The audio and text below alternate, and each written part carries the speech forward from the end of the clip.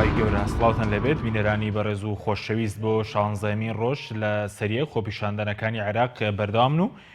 سێ سەرۆکایەتەکەی عێراقیش لەگەڵ سەرۆکی ئەنجومەنی باڵای دادوەری کۆبوونەوە. لە کۆبوونەوەی سێ سەرۆکایەتەکەی عێراق و سەرۆکی ئەنجومەنی باڵای دادوەری باس لەوە دەکەن کە چەند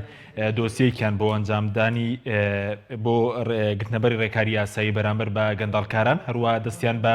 کردووە بە داڕشتنی یاسایەکی نوێ بۆ هەڵبژاردن و دروستکردنی کۆمیسیۆنێکی نوێ. بە میوانداری بەڕێز لە ستۆدیۆی سەرەکی عومەر عینایەت دەناوی پێشوو پەرلەمانی کوردستان هەروەها بڕیارە لە دۆکشەوە سامیە تروشی ئەندامی پێشوو پەرلەمانی عێراق لەگەڵمان بێ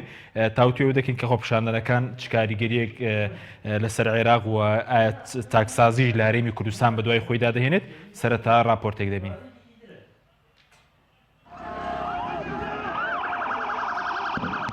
خۆپیشاندنەکانی عێراق بۆ 16مین ڕۆژ لە سەرێک بەردەوامن و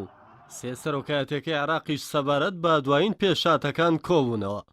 هەریەک لە دکتۆر بەرهەم ساڵح سەرۆک کۆماری عێراق و عادل عەبدولمادی سەرۆکی ئەنجومەنی وەزیران و محەممەد حەلبوسی سەرۆکی پەرلەمانی عێراق و فایق زیدان سەرۆکی ئەنجومەنی باڵای دادوەری لەبارەی خۆپیشاندانەکانەوە کۆبوونەوە. دوای کۆبوونەوەکەشیان ڕاگەیەنراوێکیان بڵاو کردەوە و تێیدا هاتووە حکوومەت و دەسەڵاتی دادوەری دەستیان بەکردنەوەی دۆسیەی لێکۆڵینەوەی تایبەت بە گەندەڵی و ڕاپێچکردنی تۆمەتباران بۆ لێکۆڵینەوەی دادپەروەرانە کردووە. کردنەوەی دۆسیەکانیش بەردەوام دەبن و هیچ کەسیش ناتوانێت لە هیچ پلەپایەکدا بێت ئەو پرۆسەیە بەلاڕێدا بێت. سێ سەرۆکایەتەکەی عێراق و سەرۆکی ئەنجومەنی باڵای دادوەری ئەوەش دەخەنە ڕوو دەستیان بە کارکردن بۆ دانانی یاسایەکی نوێی هەڵبژاردنەکان کردووە کە ئازامنی بەدیێنانی دادپەروەری بکات لە کاتی کێبڕچی هەڵبژاردنەکان و یارمەتی دەربێت لە ڕەخساندنی دەرفەت بۆ لاوان تا بگەن بە پەرلەمان. هەروەها یاسای نوێ کۆمیسیۆنێکی باڵای سربەخۆی هەڵبژاردنەکان دێنێتە کایەوە. لا بەشێکی دیکەی ڕاگەیەنراوی سێ سەرۆکایەتەکەی عێراق و سەرۆکی ئەنجومەنی باڵای دادوەری باز لەوە دەکرێت دەستیان بە دەستپێشخەری بۆ دیالۆگی نیشتیمانی لە پێناو پێداچوونەوە بە سیستەمی حکومڕانی و دەستور بە گوێرەی تێکستە دەستوری و یاسایەکان کردووە. کۆبوونەوەی سێ سەرۆکایەتەکەی عێراق و سەرۆکی ئەنجومەنی باڵای دادوەری لە کاتێکدایە بۆ 16مین ڕۆژ لە سەریە خۆپیشاندانەکان لە بەغدا و چەند ناوچەیەکی دیکەی عێراق بەردەوامن.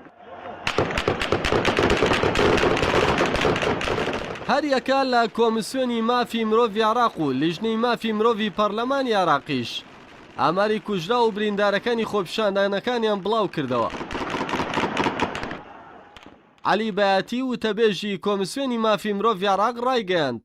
لە سەرەتای مانگی ڕابردووەوە تا ئێستا 301 کەس لە خۆپیشاندانەکان کوژراون و 15,000 دیکەش بریندار بوون. ئەو کات بە پێی ڕاگەیاندراوی لیژنەی مافی مرۆڤی پەرلەمانی عێراق لە سەرەتای خۆپیشاندانەکانەوە 319 کەس کوژراون و 18,000 دیکەش بریندار بوون. لە هەمان کاتیشدا ڕێکخراوی لێبوردنی نێودەوڵەتی داوای لە حکوومەتی عێراق کرد بەکارهێنانی توندوتیژی لەلایەن هێزە ئەمنیەکانەوە ڕابگرێت بۆ ئەوەی زیاتر خوێنی خۆپیشاندەران نەڕژێت.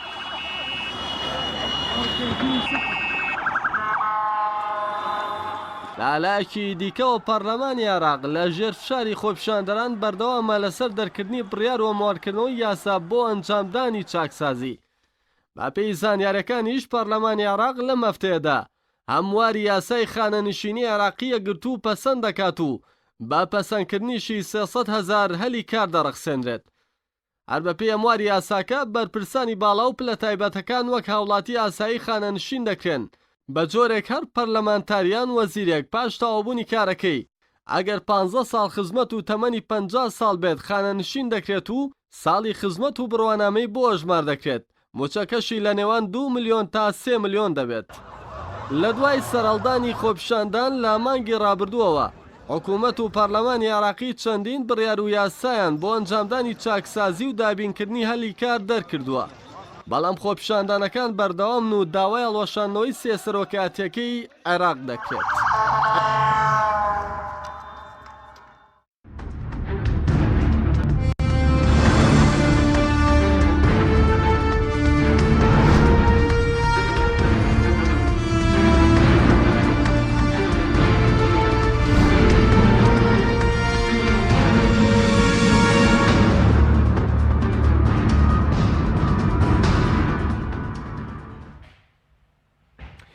جارێکتر سڵاوتان لەبێت بینەرانی بڕێ سوپاس بۆ میوانەکانمان کاک عومەر بەخێر بەنگ سەرتا لە بەڕێستانەوە دەست پێ بکەین بە بچوونی بەڕێزدا خۆپیشاندانێکی ئێستا عێراقی گرتوتەوە بۆ ماوەی 16 ڕۆژ لە سەرێکە بەردەوامە لە عێراق کۆمەڵێک بڕیاری لێکەوتۆتەوە پێ دوایە گۆڕانکاری گەورە بە دوای خۆیان دابێن و پێدای قۆناغی ئەم خۆپیشاندانانە قۆناغی دوای ئەم خۆپیشاندان جیاوازە لە خۆناغی پێش خۆپیشاندنی عێراق چۆتە دۆخێکی نوێوە سپاس بۆ جەناب و بۆ بینەران و بیسەرانی تەلەڤیزیۆنی پەیام بە بۆچوونی من ئەو خۆپیشاندانەی کە لە عێراق ئەگوزارێ ڕاستە خۆپیشاندانێکی مبارمەج نەبوو تا لە سەرەتاوە دروست بوو خۆپیشاندانێکی ئەشوایی بوو و هیچ لایەنێکی سیاسی لە پشتەوە نەبوو ئەو خۆپیشاندانە بە تەسەوری من دوای ئەم ڕێکەوتنیش کە ئێستا تاوان ئەم ڕێکەوتنی لایەنە سیاسیەکانە ئێستا ڕێکەوتون لەسەرەوەی کۆتایی بۆ بە خۆپیشاندەرەکان بێن کاتێکیش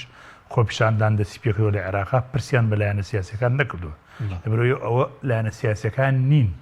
کە کۆتایی بە خۆپیشاندانەکان بێن مەگەر بە هێزی چەک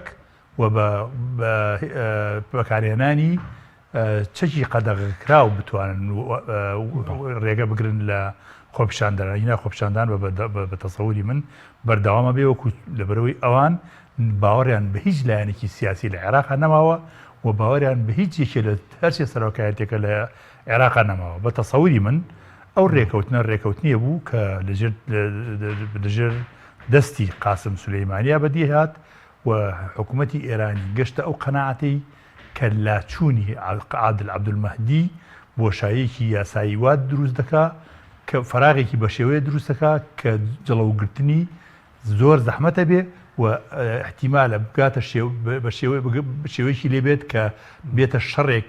لە ناو عێراقا وەک ئەو شەڕێی کە لە یەمەن و لە سووریا دروست بوو لەبەرەوە باشترین ڕێگا بۆ ئەوەی ئەو ئینفلاتە ئەمنیە دروست نەبێ بۆ ئەوەی ئەو جۆرە بڵێن بەرەڵاییە دروست نەبێت لە عێراقا لایەنە هەرچێ سەرۆکایەتێکە لەگەڵ لایەنە سیاسیەکان کۆبوونەوە قەناعەتیان بەوەی هێنا هەرچەنە لایەنێکی سیاسی نییە لە پشتی عادل عەبدولمەهدیەوە بەڵام لەم قۆناغا مانەوەی عادل عەبدولمەهدی گرنگە بەلایەنەوە بەڵام بە تەسەوری من بە بۆچوونی من ئەو خۆپیشاندانێکی کە لە عێراقا ئەگوزارێ خۆپیشاندانێک نییە لەوانەیە بە شێوەیەکی کاتی چەکەم کات بەڵام خۆپیشاندانێک نییە کە بە تەوجیهی سەرۆکاتێکە و تەوجیهی لایەنە سیاسیەکان کۆتایی پێ بێت. بۆچوونی بەڕێست ئەم قۆناغی ئێستا خۆپیشاندانەکان عێراقیە جیاوازە لە پێشتر بێگومان قۆناغێکی نوێ ئەگەر نوێ لە سڕوێکەوە بوون جیاوازە کاریگەری جێجگار زۆری ئەبێ لە هەموو ڕوویەکەوە کاریگەری هەیە بەڵام ئەو فەسادێک کە لە عێراقا هەبووە فەسادی موچە و دەرماڵە و شتانە نییە قسە لەسەر 500 ملیار دۆلار و 600 ملیار دۆلار و نەمانی گوێ لە بەرپرسەکانی خۆیان بگرە مەسەن لێوان ساڵی 2005-6 بۆ ساڵی 2011 نزیکەی 329 ملیار دینار دیار نەماوە یعنی یەکێ لەوانێکەوە ئەحمەد چەلەبی لەسەر کوژراوە ئەوەیە سەرۆکی پێشووی لیژنەی دارایی لە پەرلەمانی کوردستان ئەحمەد چەلەبی لەسەر ئەمە کوژراوە کە ئەوەی کەشف کردووە ئەمە لەبەرەوە ئەو فەسادێک کە لە عێراقا هەیە فەسادێک نییە بەڵام مەسەن چاکردنی موچە و یا تەعینکردنی فڵانە کەس ئەمانە چاک بێ بەڵام ئەکرێت بڵی کاکە لێرەوە لە ئەمڕۆ ئیتر بەسە بەمەرجێ ئەو حکوومەتە بتوانێت ئەو قەرارانەی کە دەرێکە ئەسەری ڕەچی هەبێ ئەوانەی کەوا فەسادیان کردووە ئەوانەی کە زیان کردووە لە عێراقا هەمویان یەک بە یەک ڕاپێکی دادگاکان بکرێن ئەو پارانەی کە تەهریب کراوە بۆ خارج بهێنرێتەوە وردە لە هەموو قوتاعەکانی ژیان هەر شتێک پەیوەندی بە ژیاری هاوڵاتیانی عێراقیەوەیە دەستی بۆ بگرێت چاکرازی تیا بگرێت لە دەسەڵاتی دادوەریەوە لە دەسەڵاتی جێبەجێکردنەوە لە دەسەڵاتی یاسادانانەوە لە هەموو هەیکەلی وەزارەتەکانەوە لە تەقلیسەوە یەکێ لەو بەرنامانەی کە لە پێشووتر من هاتمە لای جەناب و باسم کرد کە بۆم باس کردی ئەگەر لە بیرت مابێ جەناب و خودم پرۆژه یاسایەکەم پێشکەش کردووە بە سەرۆکایەتی پەرلەمانی کوردستان کاتی خۆی بۆ تەقلیسی پۆستەکان لە پەرلەمان و لە حکوومەتی تەنفیزی و حتا لە دەسەڵاتی دادوەریشا ئەگەر لە یادێ مابێ یەکێ لەوانەی کەوا ئێساکێ ئەیانوێ یاسای هەموارکەنەوە یاسای هەڵبژاردن هەموارکەنەوە نوێنەرایەتی زیاد بکەن بۆ یەک ئەندامی پەرلەمان یعنی کە کورسیەکانی پەرلەمانێکی عێراق کەمکەنەوە لە 329 کورسی کە ئێستا هەیە کەمی بکەنەوە بۆ حدودی 150 بۆ 175 کورسی کەواتە لەو حاڵەتە یەک ئەندامی پەرلەمان لە عێراق هاتوو ئەگەر موچەکەشی زۆر بێت لە بیریەوەی 329 کەس موچەی زۆر وەرگێ 150 کەس موچەی زۆر وەرگێ کەواتە ئەمە لێرەکە بۆ خۆی جۆرێک لە تەقلیس لە هەروەها لە هەیکەلی ئیداری ناو پەرلەمان ئەو هەموو مۆزەفە زۆری کە تەعین کراوە ئەو هەموو ڕایشکاری کە تەعین کراوە هەر کەسێک و هەر لایەنێکی سیاسی بەپی محاسەی خۆی بەپی کورسەکانی خۆی ڕایشکار و خەبیر و مۆزەفی تەعین کردووە لە ناو پەرلەمانی لە ناو ئەنجومەنی نیشتیمانی ئەنجومەنێرانی عێراقا ئەمە گەوری ئەمە دوایەک دێنە سەر هەرێمی کوردستانیش هەرێمی کوردستانیش پێویستە هەمان هەنگاو هەڵگرێ من ئێستا تەنها قسەکەمان لەسەر عێراقە لەبەرەوە بە تەسەوری من ئەم هەنگاوانەی کە حکوومەتی عێراقی ئەینێت بەڕێی من وەک حەبێکی پاراسیتۆڵ موسەکین وایە بە تەسەوری من ئەگەر وەکو خۆیان قەلعەکە ڕوونەدا لە عێراقا کە ئەوەش تەسەورەکەم جۆرێک لە بشێوی تیا دروست بێ لە عێراقا کە زەحمەتە جڵی بگیرێتەوە ئەگەر خۆپیشاندەرەکان بە شێوەیە ڕازی نەکەن کە ئەوان بە شێوەیەکی جەزری خۆپیشاندانەکان بنبڕکێ و قەناعەتیان پێبێن کە ئەوان فعلەن چاکسازی حەقیەکەن لە عێراقا بە تەسەوری من خۆپیشاندانەکان بەردەوام بێت. باش بەس پێ دووەم خۆپیشاندانانە کاریگەریان هەیە لە کوردستان ینی ئێستا کوردستانیش کاریگەری بەجێ پێڵن بە ئاراستەی مەسەڵەن ئەنجامدانی کۆمەڵێک چاکسازیش لە کوردستان چونکە بازەوە کێسە لە عێراق مەدەونە هەوڵ هەیە بەوەی کە بۆ زیادکردنی هەلی کار کەمکردنەوەی هەڵۆشانەوەی امتیازاتی بەرپرسانی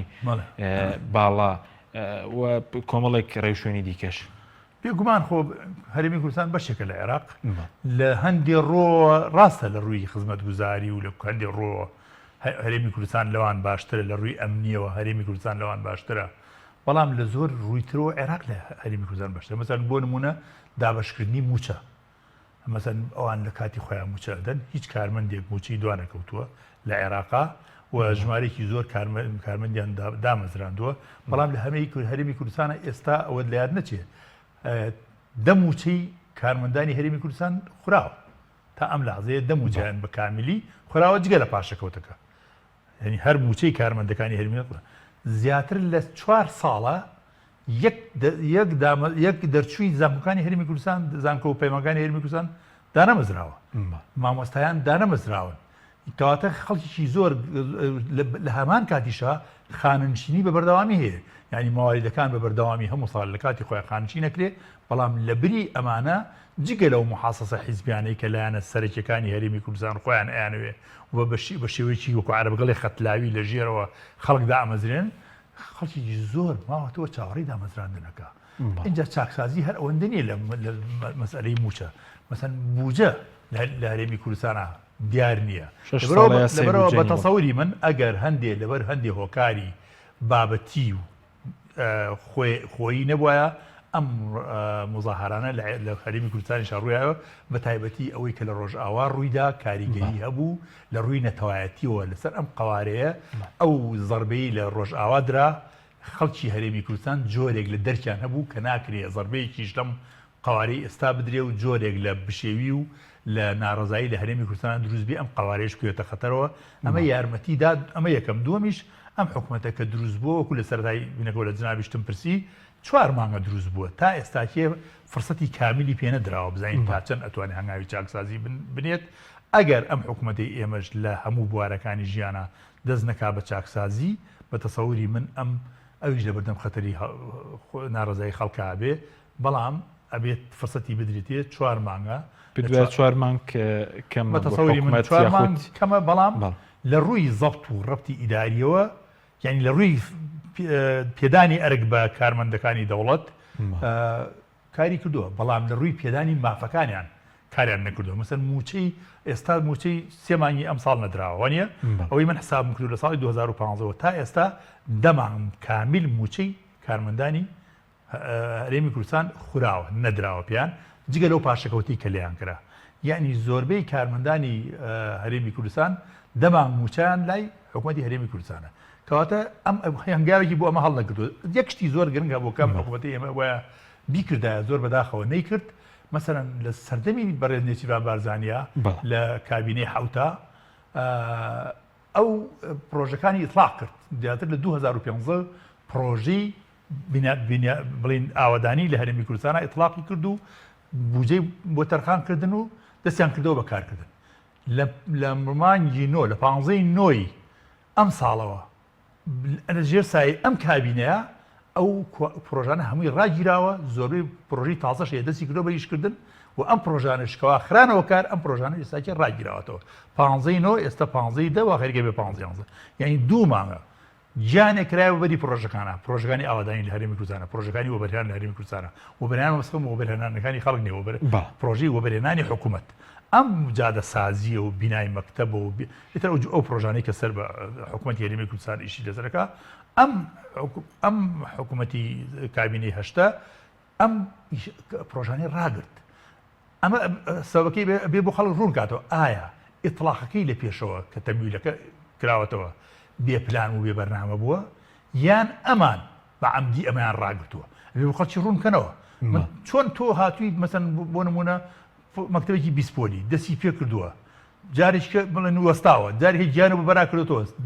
سەدان خانەوە داهاتۆ لێوان نانەخوا تۆ لە پرێکا جارێکی بیت پرۆژێکی ڕابگریتەوە جادە هەیە دەستی پێ کردووە لە هاتوتە حەدی ئەوەی قیر بکە ئێستا تۆ جارێکە ڕایگریتەوە ئەم جادەیە جارێکە تێکەچێتەوە کە تێک چووە وەکوایە لە سەرەتاوە دەست پێ بکەیتەوە کەواتە ئەمە بێ بۆ خەڵکی ڕوونکەنەوە بڵێن کابینی نوێ ئەمەی کردووە ئەمە کابینی نوێ کردوێتی لە 15 نۆوە هۆکاری چییە بەرنامەیەکی بۆ کرد لەسەر لە تەلەڤیزیۆنێکی تر بەڵای هۆکارێک دیارەکە بۆ نمە پرۆژانەی ڕایگرتوون من ئەوە هۆکارەکەی ئەوەی بەجەنابەت بندیان ئایا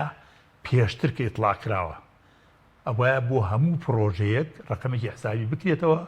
و پارەکەی دابین بکرێ اینجا بڵێ کاکە ئەم پرۆژەی ئیطلاق بکە باش نەک عشوایی بڵێ کاکە وەڵام من لەوانەیە پارەمان هەبێت و بە ئەم پرۆژانە دەست پێ بکەن یان بە عاتیفە و بە سۆز هەندێک پرۆژە دەست پێ بکاتەوە وانە تۆ پێویستە بەرنامە دەبێت کاتێ ئەڵێ کاکە یان پرۆژەی سین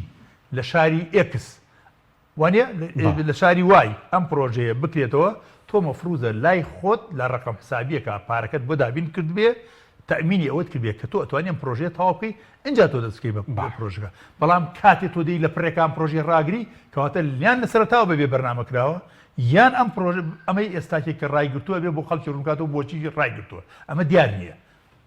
زۆر باش بەس ئەوەی کە بەڕێزوتت بۆ نمونە لە کوردستانشە چەندە گرینگە بۆ ئەی مەسەلەن هەوڵ بڵێ بۆ ڕخسانی هەلی کار ئێستا عادل عەبدولمەهدی باسی لەو کرد کە بەم زوانە پرۆژە سێ بودجە دەنێرن بۆ پەرلەمان کە کار لەسەر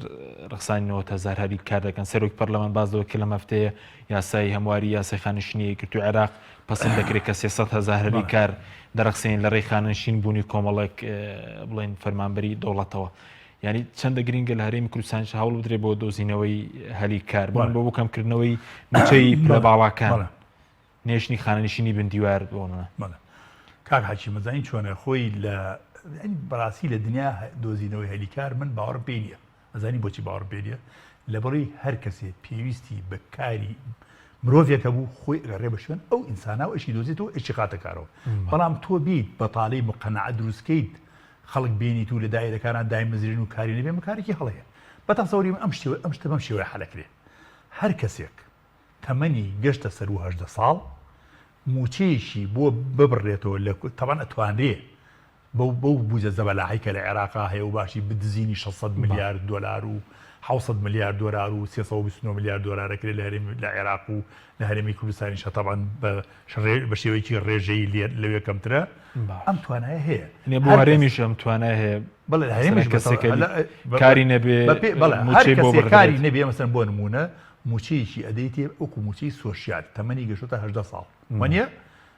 ئەڵی کاکە فەرموو تۆ ماگانە تا ئەو کاتی کارە دۆزیتەوە بۆ خۆت بەڵام شوێنێک هەبێ بۆ دۆزینەوەی هەلی کار مەسەن ئەمە ناوی تۆمارەکە لە دایە فەرمانگەی لە وەزارەتی کار و کاروباری کۆمەڵایەتی فەرمانگەی تایبەتیان هەیە ئەڵێ فلانە ئەمەنە 50,000 کەس ناوی تۆمار کردووە ئەم 50,000 کەسە تۆ دەیت ماگانە بۆ نمونە مانگی 250,000 نارێ دەیتێ ئەڵی کاکە تا ئەو کاتی کارە بۆ دۆزمەوە لە فەرمانگەی کارەوە کاری بدۆزرایەوە یان خۆی کارێکی بدۆزیەوە ئۆتۆماتیکێت ئەو پارەی ئەبڕێ ئەمە یەکەم دومیش ئەو کەسانەشی کە تەمەیان ئەگاتە 63 ساڵ ئیتر ئەمە کاری کرد بێ یا کاری نەکرد بێت تۆ پێویستە ژیانی دابینکەی چونکە ئەم ئینسانە ئیتر ناتوانێت بەبێ ئەوەی کەوا دانراوە لە عێراقا کە 60 کەسێک تەمەنی 63 ساڵ بێ ئەبێ ئیتر خانشین بکرێ ئەم کەسە مۆزەف بێت یا مۆزەف نەبێ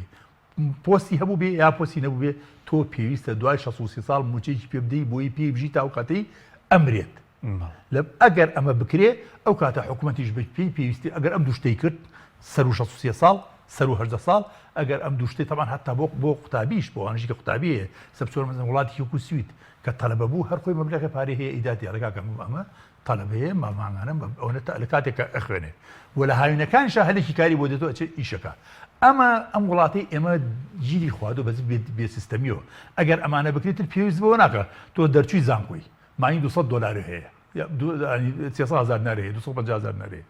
ئەمە بەدەستەوەیە پێی ئەژید هێواش بژی نەمری پێی ئەژید تا ئەو لەحظەی هەلێکی کاری بۆ ڕەخسێ لە کەتی تایبەت یان لە کەتی گشتی وە کارێکیش بکرێت لە کەتی تایبەت ئەگەر کاتێک لە کەسێک لە کەتی تایبەت کرد مسۆگەر بێ ئەم ئینسانە مامەڵە و تعاملی لەگەڵا ئەکرێ وەک کەسێکە لە کەرتی گشتی کار بکە لەبەرەوە خەڵک هەمووی پەلامان نەدا بۆ کەرتی گشتی و ئەو کۆمپانیانش کە لە هەرێمی کوردستانە هەیە و زۆر زوڵمیشان لێکراوە پێویستە هەموو کۆمپانیەکان لەیەکەوە لە دەوە هەتاوەکو پلەیەک هەر کەس ڕیزبندی بۆ بکرێ بڵێ کاگە تۆ پلەیەکی هەیە تۆ پێویستە ئەوەندە کارمەند هەبێ لە ژمێریارەوە لە ئەندازیارەوە لە بەپێی اختصاصی خۆی ئەبێ ئەوەندە کەس لای تۆ کار بکە ئەمە فەرزە لەسەر ئیشت هەبێ یان نەبێ ئەگەر لە کاتە و لێرا جێی کاری کردەوە لەکوێ لە کۆمپانیەکانە لای خۆشتەوە تۆ هەیکەلی تەنزیمی میلاکاتی هەیە لە حکوومەتی هەرێمی کوردستانە لەوێش ئیش هەیە خۆ تۆ نابێت کەسێ بەری بەسەر بۆ نمونە من لە بەڕێوەبەتی گشتی شارەوانەکان بوو بەڕێوەبەتی گشتی شارەوانەکان 250 کارمەندی لێ بوو قەناعەتی هەبێت بەڕێوەبەتی گشتی شارەوانەکان بە 50 کەسێکی بەڕێوە یعنی 200 بەتاڵێ بقەنعایە لێوە دانیشتۆ تامان لەوانەیە بەڕێوەبەتی شارەوانەکان باشترین دایرە بێ اینجا تۆ سێرکە ئەم هەموو لەشکرە لە بەڕێوەبەری گشتی و لە قایم قام و لە محافزی معەوەم و لە ئەندام پەرلەمان و لە ئەو هەموو پۆستانەی کە ئیساکی هەیە لای وەزیری معەوەم هیچ کەسێک نییە وەزیر بێت و بێتەوە بە ماڵەوە ئەگەر لاش بەرەکاکە یان خانشی نەکرێ یان بە وەزیری معامەمێتەوە ئەگەر محافظ بێ ئێستا مەسەن بۆ نمونە چەند محافظ هەیە من ئەیان ناسم هەر پۆستی محافزیان هەیە تەقاعودیش نەبوون قایم قامە هەر پۆستەکەی ماوەتەوە تەقاعودیش نەبووە مدیر عامە هەر پۆستەکەی ماوە امتیازەکەت چێ خانشینیش نەبووە کەواتە ئێمە ئەبێ بین تەقلیسی ئەم پۆستانە بە کامیلی بکەین لە هەرێمی مەسەن نمونەیەکم هێناوە جاری پێشوش بوو پێم وایە لای جەناب یا لە تەلەڤیزیونیشی تر بوو مەسەن لە عێراق تەنها یەک بەڕێوەبەرایەتی گشتی پۆلیسە بوو یەک بەڕێوەبەرایەتی گشتی کشت و کاڵ هەبوو لە سەردەمی سەدام و لە پێرمەزەمی مەلیکیشەوە یەک بەڕێوەبەرایەتی گشتی پەروەردە هەبوو یەک بەڕێوەبەرایەتی گشتی خوێندنی باڵا هەبوو ئێستا هەر لە سلەیمانیە 20 بەڕێوەبەرایەتی گشتی هەیە لە هەڵەبجە 12 بەڕێوەبەرایەتی گشتی هەیە لە هەموو پارێزگاکان تایەتی جگە لە دیوانی وەزارەتەکانە یعنی وەی من زانیاریم هەیە زیاتر لە 250 بەڕێوەبەری گشتی هەیە زیاتر لە 500 جێگری بەڕێوەبەری گشتی هەیە زیاتر لە تقریبا 1000 ڕایۆشکان لە هەرێمی کوردستان هەیە ئێمان هەموو موچە وەرەگرێ کاتە تۆ بێ ئەمریکا ئەو پرۆژە چاکسازیەکی ئێستا بەدەستیانەوە بێنن هەر ئەوە نییە بڵێ کاکە وەڵا فلانە کەس دوو موچە وەرەگرێ موچەکەی ئەیکەمەوە بە یەک موچە دەستیان خۆش بێ و کارێکی باشەکەن بەڵام تۆ بێ تەقلیس لەم پۆستانە شا بکەیتەوە مەسەن نوێنەرایەتی لە ئەنجۆنی پارێزگاکان ئەبێ بەلای کەمەوە هەر کەسی نوێنەرایەتی 50,000 کەس بکە لە ئەندامی پەرلەمانی پێویستە نوێنەرایەتی 100,000 کەس بکەیت ئەو کاتە ئەندامانی پەرلەمانی کوردستان بێ 57 کەس وانە من ئەو پرۆژه کورسی کە ئێستا بڵێم جگە لە هەڵابجە پارێزگەکانی ترسی پارێزگەنەوە کورسی ئەنجومەنی پارێزگای ئەی زۆرە پێویستە ئەمە تەقلیز بکرێ هەموو ئەندامێکی ئەنجومەنی پارێزگا پۆستەکەی پۆستی بەڕێوەبەری گشتیە هەموو کەسێک بوو بە ئەندامی ئەنجومەنی پارێزگا پۆستی بەڕێوەبەری گشتی هەیە هەموو ئەندامێکی پەرلەمان پۆستی وەزیری هەیە هەموو وەزیرێک تەبان خۆی وەزیرە لەبەرەوە تۆ بین ئەبێ ئێمە تەخلیسکەین لەوە ئەم هەیکەلی ئیداری ئۆرگانۆگرامی کە لە هەرێمی کوردستان هەیە ئەمە تەخلیسکەین بە شێوەیەک بێ کە بە شێوەیەکی سەلس وەدەسەڵاتەکان دابەزێنین کابرا بەڕێوەبەرە لە بۆ نمونە بەڕێوەبەری فڵانە دایرەی لە سلەیمانی ئەم بەڕێوەبەرە دەسەڵاتەکانی پێ بدە بەڵام با پۆستەکەی بەڕێوەبەری گشتی نبێ پۆستەکەی بەڕێوەبەر بێ یەک بەڕێوەبەری گشتی هەبێ لە سنتەر لە هەولێر بێ بەڵام ئەو دەسەڵاتەکان دابەزێنێ بۆ هەموو سین و جیمێک نەچێتەوە بە هەولێر بۆ دامەزراندنی کەسێک نێتەوە بە هەولێر دەسەڵات برێ بە پارێزگا توانای دەسەڵاتی دامەزراندنی هەبێ ئەنجومەنی پارێزگا توانیان هەبێ بتوان پرۆژەکان جێبەجێکن چاودێری بکەن و دەسەڵاتی تشریعیشمانێ و دەسەڵاتی دادوەریشمانێ ئەوانش بۆ خۆیان لەسەرەوە چاودێری هەموو سیستەمەکە بکەن بەس بۆ هەلی کارەکە کە بۆ نمونە بەشێگەوەی کە لە عێراقی خۆپیشاندانیان بۆ نبنی هەلی کارە لە کوردستانیش وتت لە 2014 خەڵک دانەمەزراوە ئێستا زیاتر بە پێ هەندێک ئاماری بڵین زیاتر لە 150,000 دە سویزان و پەیمانگەکانی ئەگەر حکومت فەرمان بەروشتی زۆر ئەی چارەسەر چیە بۆ دۆزینەوەی هەلی کار مەسەکەتی تایبەت وەکو پێویست نییە پرۆژەکان بخاتەوە گەڕ خۆتان بەسەرن بودجێ ئەم وڵاتە چییە خۆ تەنها بودجێ بریتینە لە موچە بودجێ تەشغیلی هەیە بودجێ استثماری هەیە پرۆژەکانە زائدەن موچە تۆ دێیت پرۆژەکانە خێتەکات کاتێ پرۆژە خستەکار ئەگەر مەسەر لە هەرێمی کوردستان زیاتر لە 5,000 پرۆژە وەستاوە ئەم 5,000 بکەوێتەوە کار زیاتر لە ئەو هەر پرۆژەیەکیش 50 کەسی لێ ئیش بکە 5,000 ئەوە چەند تقریبا 250,000 کەس ئەوە کەوتە کار لێرە لە ناو پرۆژەکانە لای حکوومەتیشەوە تۆ دێ ئەتوانی بێ مەسەن تەمەنی خانشینی لە 63 ساڵەوە ئەتوانی بکەی بە 6 ساڵ ئەتوانی بکەی بە مەسەن 55 ساڵ ئەو کاتە ژمارەیەکی زۆریش لە خەڵک خانشی نەبێت تۆ لە ماڵ و دانیشتێ مەبلەغی پارە بۆ حکوومەت دەگێڕێتەوە کۆمەڵێک گەنجیش ئەجێتە پێشەوە ئەوانش هەندێک کاریان بۆ دروستە بێت حکوومەت ئەبێ بە پلان ئەمە بکە بەڵام نابێت تۆ لە دائیرەکانە خەڵک دامەزرینی کاری لەبێ ئەمە خەتەرە باشترین ڕێگا ئەوەیە وەکو جارێکە بۆ جەنابەتم باس کردەوە 118 ساڵ موچەیەکی بۆ ببڕیتەوە هەرچی بێ شەهادەی هەبێ نەیبێ هەرچی بێ ئەگەر شەهادەتێکە لە کوردستان بە شێوەیەش هەیە موچیان بۆ بڕێتەوە بەڵێ داهاتی کوردستان بە شێوە دەکەت بێگومان بەشەکە ئەگەر تۆ ئەگەر ئەو حالیان لە هەرێمی واضح نییە بە پێی زانیاریەکانی من کە زۆر زانیاریکی هەندێک زانیاری متەواضع ئەملایە ئێستا هەرێمی کوردستان ماگانە 1 ملیۆن بەرمیل نەوت دەفرۆشێ ئەگەر ئەم ملیۆن بەرمیل نەوتە لە دەستێکی ئەمینابێ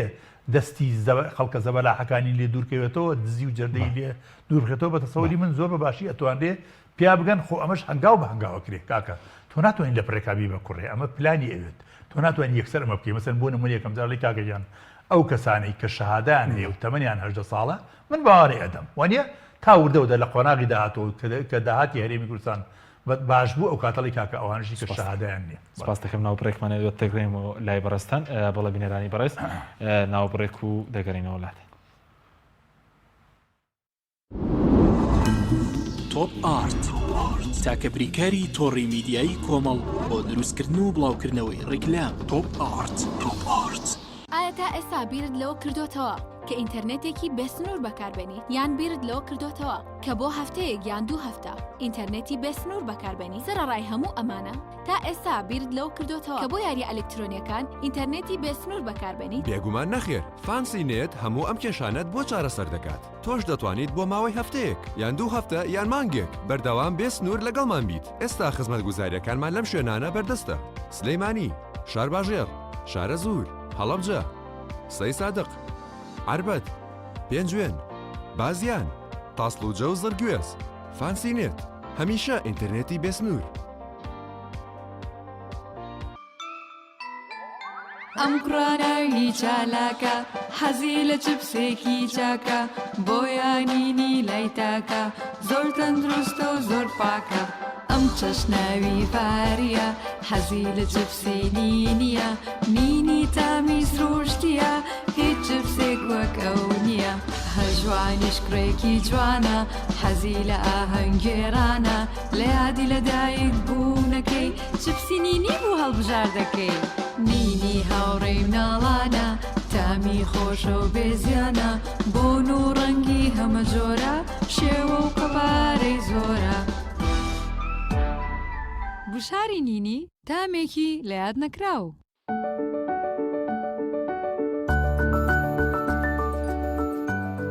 ڕاستە هەستی دایک بوون زۆر جیاواز و چێژبەخشە بەڵام بەرپرسیارەتێکی قورسیشە ئەرچی دایک پاراستنی تەندروستی و گەشەکردنی منداڵەکەیەتی باشترین خۆراک بۆ منداڵەکەی شیری دایکە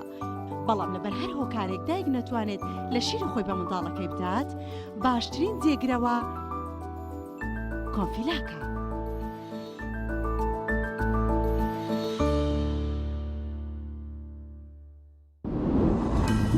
تۆپ ئارت تاکە بریکاری تۆڕی میدیایی کۆمەڵ بۆ دروستکردن و بڵاوکردنەوەی ڕیکلام تۆپ ئارت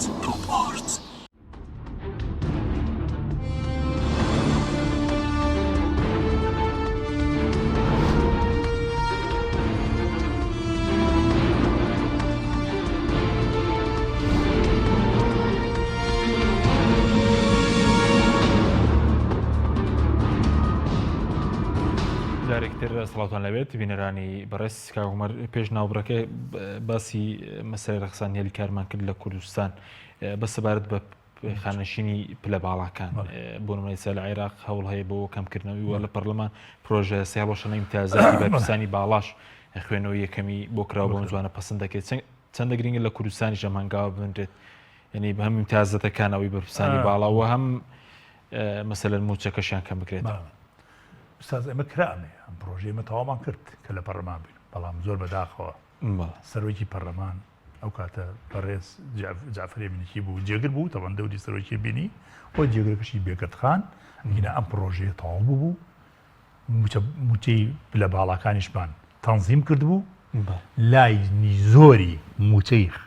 لە باڵاکان لە 3 میلیۆن دینار بوو لانی کەمی لانی زۆری ناگەشتە 5 میلیۆن دینار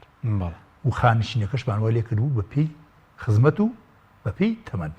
بەڵام زۆر بەداخەوە ئێڵێم ئەوە هەروەها ئەو مەسەلەی دوو موچەیەکە ئەوانەی بندیوارەکان مەسەلەی لە یەک شتا من بۆ خۆم ئیعترازم کرد لەو یاسایە پاسەوانی بەرپرسەکان کە بەرپرسەیە لە هەرێمی کوردستان دوو لیوای هەیە بەڵێ ئێستاشەیە ئێمە دامان نابوو سەرۆکی هەرێم ئەوەندە مەسەن بۆ نمونە 50 ئەوە نەبوو پاسەوانی هەبێ سەرۆکی پەرلەمان مەسەرەن 40 پاسەوانی هەبێ سەرۆکی حکوومەت مەسەرەن 35 پاسەوانی هەبێ ڕقەمەکانم لەبەر نییە بەڵام من خۆم پرۆژەکەم تەقدیم کرد خۆم پێشنیارەکەم تەقدیم کرد بەم شێوەیە بوو تا هاتە سەر ئەوەی تا ئەندام پەرلەمانێک و هەتا ئەگەشتە سەر وەزیرێک بە شێوەیەکمان لێ کرد بوو کە کەمترین پاسەوانیان هەبێ بەڵام ئێستا زۆربەی بەرپرسەکان لە هەرێمی کوردستان بەرپرسی حیزبیە هیچ پۆستێکی حکومی نییە لیوایەکی لایە بەرپرسی حکومیە فەوجێکی لایە بەرپرس هەیە مەسەرەن سەرۆکی هەرێم ئەو کاتە دوو لیوای لابوو یعنی ئەمە کارەساتە لە هەرێمی کوردستان ناکرێت تۆ ئەم هەموو پاسەوانت بۆ چیە کاکە تۆ ئەگەر سەدام حسێنیش بکەی لیوایکی و بەناوی لیوای حرسی جمهوری ئەو لیوای حرسی جمهوری خۆلای ئەو نەبوو ئەینات بۆ شەڕ بۆ جەبەکان لەگەڵ ئێرانە ئێستا ئەمانە هەمووی کەوتووە لە لای بەرپرسەکانە بە عمرەی ئەوانیشەکە وەرە ئەوەش حکوومەتی لاواز کردووە هەر کاتێ ئەم ئینسانە هیچ کارێکی بەدڵ نەبێت لە هەرێمی کوردستانە یەکسری عازدە بە لیواکەی بە فەوجەکەی کە دژی ئەو قرارە بۆسێتەوە ئەو بشێوی لێ دروست بوو کە لە هەرێمی کوردستان ڕاستنیکەڵەن 6,000 پاسەوانەی زۆر لەوە زیاترە زۆر لەوە زیاترە ئەو کاتەی من دقیق ڕقەمەکەم لەبەر نییە بەڵام زۆر لەوە زیاترە من بکو بە بەڕێستم وت بەرپرسمان هەیە دوو لیوای لایە بەرپرسی لیوایەکی لایە بەرپرسی چەند کەسە هەر لیوایەک 3,000 کەس یعنی خەڵکەیە لە هەرێمی کوردستانە 3,000 کەسی لە لای ئێستا ئیتر لەوانەیە لیواکە کەمتر بێ زۆرتر بێ 2,000 بێ زۆر دارێتە سەر 2,000 لیوایەکە بێتە 2,000 کەس لەبەرەوە ئەمە یەکێ لەوانە بوو کە ئێمە نەمانتوانی لەو پرۆژە یاسا سەرکەوتوو بینتیە لە ناوی پرۆژە یاساکە هاتووەڵێ ئەمە بەجێ ئێڵین بۆ حکوومەتی هەرێمی کوردستان کە ئێمە ومانەوەیە وەکو پەرلەمان ئەوانمان تەقبیل کرد ئەوەیەکێ لە خاڵە لاوازەکانی ئەو پرۆژە بگینە ئەو پرۆژەیە بە تەسەووری من لە 180 داخوازیەکانی خەڵکی کوردستان لەو پرۆژەیە وەکو قۆناغی یەکەم ئێمە جێمان کردبووە ئەتوانرا ئەوە جێبەجێ بکرێ و ئێستاکیوانە بوو 2 ساڵ بوو ئەوە جێبەجێ کرابوو باقیەتەکەشی بێڕای بووم قۆناغا بەڕێزت کە سندێک زانیاری هەیە کە لەو ڕۆژان دووبارە پرۆژەکە دێتەوە پەرلەمان پرۆژە چاکسازیەکە پێ دوایە سەرکەوتوو بێ خۆک و هەمان چارنووسی ساڵ لانی سیاسی ڕابردووی هەبێ لانی سیاسی هەیە دژێتی بەڵام جۆرێ لە کۆدەنگیش هەیە بۆی ئەو پرۆژێ تێپەڕەندێ و ئەم خۆپیشاندانەی عێراقیش کارێکی کردووە ئەو کەسانەی کە ئەیانەوێت دژی ئەم پرۆژ چاکسیازیە بن بەڵێم نەتوان بەدەنگی بەرسە بکە لەبەرەوە بە تەسەووری من تێپەڕێندێ ئەم پرۆژی چاکسازیەکە ئێستاکێ هێنرێتەوە بۆ ناو پەرلەمانی کوردستان و لە بەرژەوەندیشیانە ئیتر تاکەی خەڵکی کوردستان تحمل بکە یعنی مەفروزە ئەوان بیرێ بکەنەوە ئەگەر دزیە ئەگەر تاڵانکردنە ئەگەر بە هەدەردانی ئەرزی کوردستانە بردننی ئەرزی کوردستانە ئەگەر ژێرخانی ژێرزەمینی کوردستانە ئەگەر ئاسمانە کوردستانە ئیتر بەسە خەڵکی کوردستانیش لەوە زیاتر تحمل ناکە ئەبێ ئێستا حکوومەتی هەرێمی کوردستان زۆر مەمنونی خەڵکی کوردستان بێ کە ئەو هەموو بانگەوازیان بۆ کرا لە وەسەط و لە جنوبی عێراق و لە بەغاوە کە ئێوەش ڕاپەڕن ئێوەش ڕاپەڕینکەن بەرامبەر بەم حکوومەتە بەڵام خەڵکی هەرێمی کوردستان تەقدیری ئەو وەزعی کرد کە حکوومەتێک تازە تەشکیل بووە تەقدیری ئەو زوڵم و ستەمەی کرد کە لە ڕۆژئاوا کرا و لە باکوور ئەکرێ و لە ڕۆژهەڵات ئەکرێ نانویست ئەم قوارەی کە بووەتە دایک بۆ هەر سێر پارچەکەی تری هەرێمی کوردستان ئەم قوارەیە لەبار بچێ و هەومان جەرگمان جەرگە خواتەوە بۆی ئەم قوارەیە بمێنێتەوە چونکە دوژمنی زۆرە ئەم قوارەیە خەڵکی کوردستان یەکێ لە سەبەبەکانی کە ئەو خۆپیشاندانیان نەکرد و ئێستاش کە نایکەن سەبەبەکەی ئەوەیە دژمنی ناخۆشمان نییە وەکو دژمنی زۆری ناخۆگوڵکار و خۆ یەکێ لە فاکتەرە سەرێکیەکانی کە کورد نەبووتە دەوڵەت تا ئەم لەحزەیە بەڵێ دوژمی دەرەکیمانەیە بەڵام یەکێ لە فاکتەرە هەرە سەرێکیەکانەوەکەوە دوژمنی سەرسەختی ئێمە بە ئەو دووبەرەکی ناوخۆیەکە هەیە گەندەڵکاران بە دوژمن نازانی دژمنی خەڵک نەخێر نەک بەڕێی من گەندەڵکاران لە قاتیل خراپترن بەرامبەر بە خەڵکی یعنی کەسێک دەست بێت بەڕێی من قاتیل باشە یەک ئینسانە کوژێت و یاخوا جەزاکەی لێسێنێتەوە یا دادگای لێوەرگتەوە بەڵام ئەو دەست بۆ قوتی هەموو خەڵکەوە چکە کەسێک زیبکە یعنی دەست بۆ قوتی هەموو بەشەرێبە يعني اقطع الاعناق ولا تقطع الارزاق يعني ملي خلق ببره بەڵام نانی خلق مەبڕ لەبەرەوە ئەو کەسانەی کە دەست بووە پارێ و حرامە بن و نانی حرامە بن بە تەسەووری من لە پیاوکوشتن خراپترە ئەمانە پیان ناوترێ گەندەڵ ئەمانە پیان دز ئەبێ گوشەی گەندەڵ بۆ کەسێدانی بەسەن بۆ نمونە من لە دایرێکا کارەکەم لەبرەوەی کارەکەی جەناب بۆ بەڕێکم هاتووی بۆلا مەچم جگەرە کێشم ئەمە گەندەڵی پێڵێن لەبەرەوەی کارەکەی جەناب بەجێ بکەم ئەچم لەولاوە خۆمە دزمە و 2 ساعت داوام ناکەم ئەمە پێڵەن گەندەڵی بەڵام کاکەوەی کە اختلاسە دزیە احتیالە پارەبردنە ئەمە ناوێکی تەخفیفیان کردەوە بۆ خەڵک پێ بڵێن گەندەڵ کاکەوانە دزن پێویستە معاملەی دزیان لەگەڵا بکرێ ئەگەر دەسەڵاتێکی دادوەری فعلا عادل و دادپەرۆ لە هەرێمی کوردستان هەبووی ئەمە قبول نەکرایە بەڵام زۆر بەداخەوە لەم دەسەڵاتی دادوەریش لە هەرێمی کوردستان وەکو کەوا ئێستاکێ لە گەرمیان کۆمەڵێ دادوەر هاتوون داوای ڕەوای خۆیان هەیە کەچی خەریکە هێشتا ئەوانە خەریکە ئەوانە بە پیاو خراپ دەرەکەن مەفروزە سەرۆکی حکوومەتی هەرێمی کوردستان بپرسێتەوە لەمانە پێیان بڵێ کاکە وەرن ئادی وەرن با مواجهەیەکتان بکەم ئێوە ئیشەکەتان چییە سعاتێکی خۆی بۆ تەخان کە ئەم کێشەی عالە بێ لە گەرمیانی شار ڕووی داوە من هەر پێم خۆش باسی کرد من پێم خۆش باسی بابەتیش کە بکەم بۆ جەنابەت لەسەر موچەی هەرێمی کوردستان یعنی بۆ معلوماتی بەڕێزە ئەو مزاهرانەی کە ئەکرێت لایەن هەیە دەرەکی و لایەنیش هەیە لە ناو حکوومەتی عێراقیە کەسێکی وەکو با ناوەکەی نەهێنم بەڵام لایەنێکی سیاسی لە هەرێمی کوردستان و نوێنەرچیە لە ناو پەرلەمانی لە ناو ئەنجومەنی نوێنەرانی عێراقا استهدافی هەرێمی کوردستانەکەن ئەیانەوێ یەکەم قوارە سیاسیەکەی هەرێمی کوردستان نێڵن دووهەمیش بە هەر شێوەیە ببڕێ ئەو موچەی کە لە بەغداوە دێ بۆ ئێرە بیبڕێنی سیاسی کوردی هەیە نەخێنایەکی سیاسی عەرەبیە باش عەرەبی شیعیە باش عەرەبی شیعیە باش لایەنێکی سیاسی عەرەبی شیعیە استهدافی سەرۆک کۆمارەکە استهدافی کە لەبەرەوەی کووردە استهدافی سەرۆک کۆمارەکەن ئەجینا خۆ من نامێت دیفاع لە سەرۆک کۆمار بکەم و کۆمەڵی ڕخنشمەیە بەرامبەری بەڵام بەس لەبەرەوەی کووردە ئیستیدافیەکەن و یەکێ لە ئامانجە سەرەکیەکانی ئەوانە ئیساکیەکەیان ئەڵێن دەستور بگۆڕین هەدەفی سەرەکیان ئەوەیە دەستور بگۆڕن دژ بە هەرێمی کوردستان کەمکردنەوەی کەمکردنەوەی دەسەڵاتەکانی هەرێمی کوردستان و زۆر بەداخەوە ئێمەش بۆ مەسەلەی موچەکەوتن لە مەترسیدا خۆشی هەرێمی کوردستان یعنی پاساوینێتە دەست مەسەلەن خەڵک و لایەنە عێراقیەکان بۆ ئەوان ڕخنە بگرن ینی لە کاتێکە ئێمە نەماتوانیوە ساڵێک زیاتر عادل عەبدولمەجید نتوانین لەگەڵی ڕێک بکەین لەسەر مەسەلەی نەوت بە تەسەووری من ئەوە ئەمان بێ منت بوونیان لە بەغا چکە خۆیان لە دەمی ئاشتی هەورامیەوە ساڵی 2013 ئێمە کۆبوونەوەیەکمان لەگەڵا کرد بە ئێمەی وت ساڵی 2015 کەرکووکیش لە ئارانە بوو ئێمە 1 ملیۆن بەرمیل نەوتە فرۆشی وتی بۆ 2015 لە هەواڵی سعد عەبدوڵڵا هێشتا ئێمە سوێنمان خوارد بوو بەڵام هێشتا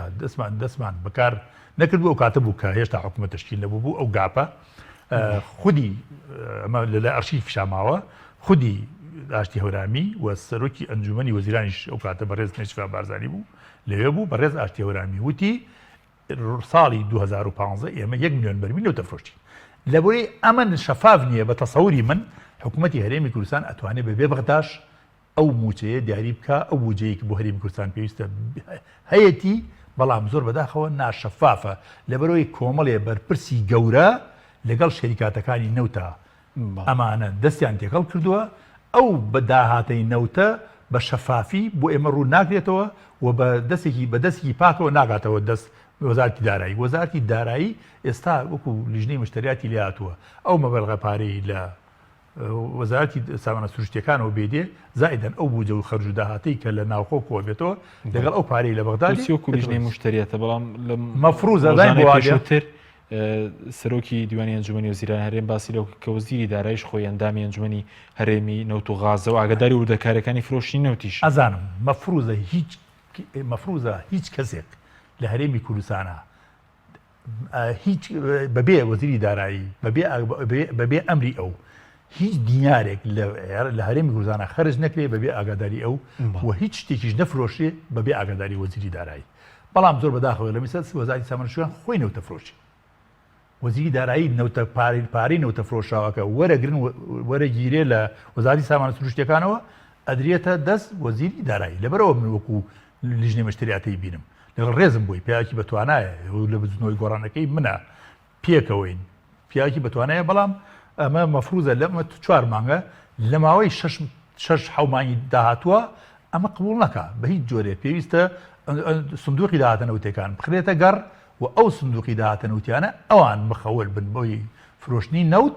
پرۆسی فرۆشتنی نەوت ئەوان بیکەن ئەگەر لەگەڵ بەغار ڕێکەوتن ئەو بابەتیشکەیە ئەگەر ڕێک نەکەوتن پرۆسی نەوت فرۆشتی نەوت ئەوان بیکەن و پارەکەشی لە ڕێی ئەوانەوە ئەخرێتە ئەو سندوقە ژێژەر چاودێری وەزیری دارایی بێت باشە بەس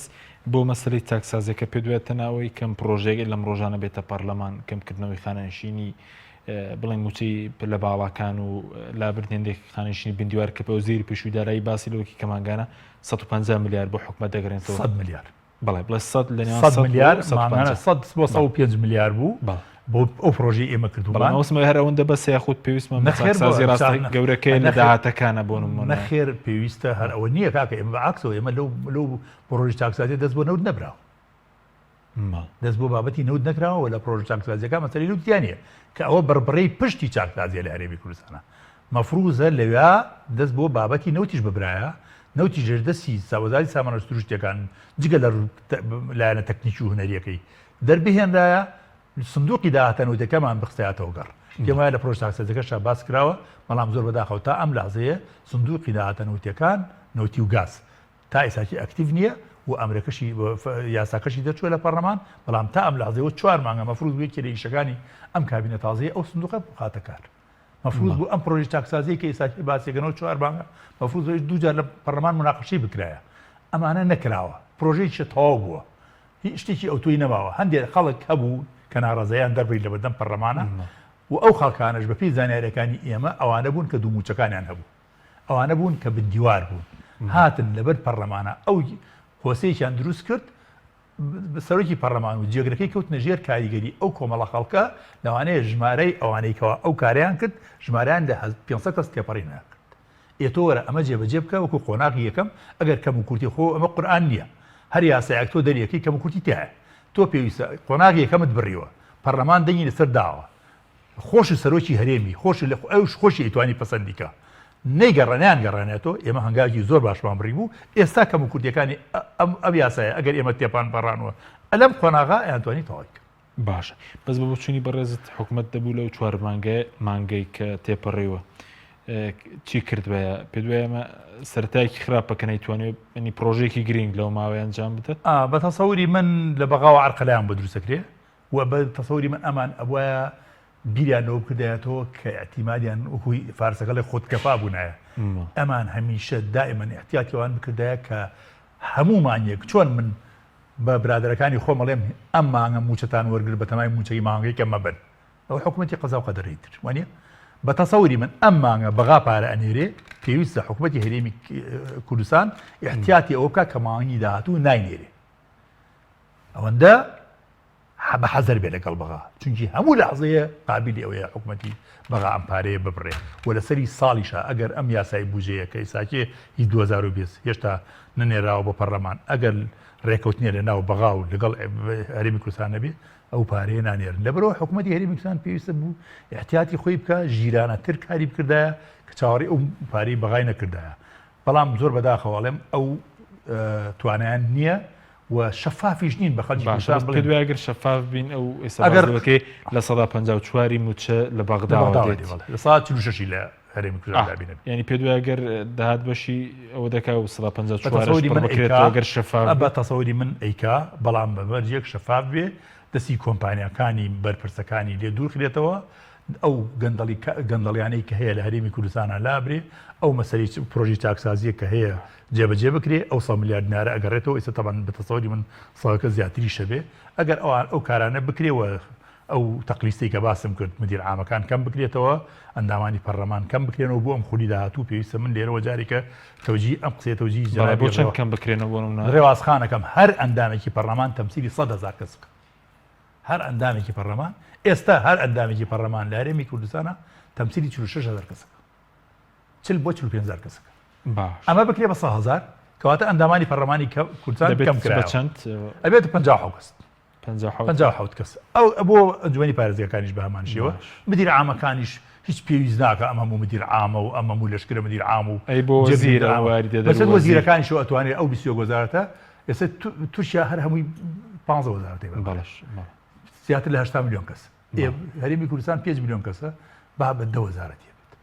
ئەمانە مەسەن بۆ نمونە وەزارەتی شارەوانی لەگەڵ وەزارەتی ئاوادانکردنەوە بکرێ بە یەک وەزارەتی سامانە سروشتەکان و وەزارەتی کارەبا و وەزارەتی پیشەسازی بەشێک لە وەزارەتی پیشەسازی بکرێ بە یەک کۆمەڵی وەزارەت هەیە وەزارەتی پەروەردە و وەزارەتی خوێندنی باڵا بکرێ بە یەک تەقلیس ئەکرێ ئەنی ئەم بیرۆقراتیش نامێنێ ئەکرێ وەزارەتێکی خنجیلان ئەنجومەنێکی وەزیرانی خنجیلانە دەبێت بە باشیش کۆنتترۆل ئەکرێ ئیتر ناوی زر و دێوێران نەبێت باشە دو پرسیارم پێ دوای وتت ئێستا دەبێ حکوومەتێرێن سوپاسی خەڵکی خۆپیشاندانیان نەکردەوە بەس پێ دوێت تا چەند خەڵکی کوردستان چاوەڕێ دەکەیانی چاوەڕێی چاکسازی من تەسەورەکەم ئەگەر حکوومەت هەرێمی کوردستان ئەم مانگە بودجێ دوا بخا هەر لەم مانگەوە خەڵک بەرگە ناکرد ئەگەر پرۆژەکان نەخاتەوە کار مەقسەم بودجێ ینی موچەش و پرۆژەکان وەستاوە پێویستە بەپەلە ئیطلاقی پرۆژەکان کات هەرم پرۆژەکان وەستانی هەندێکیان هەر زۆر تەمیل وەستاوە لە زاخەوە بۆ قانەقی وە موچەی کارمەندانیش و هەوڵیش بدا سێ موچە دەموچەی خەڵک قەرزارە وردە ئەو دەموچەیە هەیە بیانداتەوە تا ئەو کاتی حسابی پاشەکەوتی شەکەجان بووەکە خەڵکی کوردستانیش هیچی کەیرەوە زیاتر ناوێت لە ڕووی هەندێک خزمەتگوزاریەوە ئێرە باشترە لە ڕووی ئەمنیەوە ئێرە باشترە بێت پیا و قسێ بۆ دزیش بکە ئەنوکو لەگەڵ حرمەتم بۆ حکوومەتی هەرێمی کوردستان لە زۆر ڕۆ ئێرە لە بەغا باشترە بۆی ئەو وەزعی لە بەغا ڕووی داوە نەقڵ نەبێ بۆ ئێرە و من جەرگمە سووتێ بۆ هەرێمی کوردستان پێم خۆش نییە هیچ جۆرە بشێ لە هەرێمی کوردستان هەبێ بەڵام چۆن خەڵک داوای مافی چۆن ئەرک بەسەر خەڵکە ئاسەپێنی پێویستە مافی خەڵکیش جەرگیشت بۆ خەڵک دەستێ لە جەرگم بۆ خەڵک زیاتر سوێت تا حکوومەتەکەش بەڵام بەڕێی من بۆ قەوارەی هەرێمی کوردستان زۆر جەرگمە سووتێ پێم خۆش نییە هەرێمی کوردستان لە خەتەرا بێت لە بەرەوەی دوژمنی زۆرە زۆر سپاس بۆ بەرز عومەر عینایەتە ناوی پێشووی پەرلەمانی کوردستان کە لەم بەرنامەیە لەگەڵم سپاس بۆ بەرز دیارە بینێرانی بەرز وا بڕیار بوو کە سامیە تروشیە ناوی پێشووی پەرلەمانی عێراقیش دێتەوە لەگەڵمان بەڵام بەڕێزیان دیار بوو ئامادە نەبوو سپاس بۆ هاوکارانم سپاسشی بۆیەوە کە تاکو ئێستا لەگەڵمامون تا بەرنامێکی دیکە خواتان لەگەڵ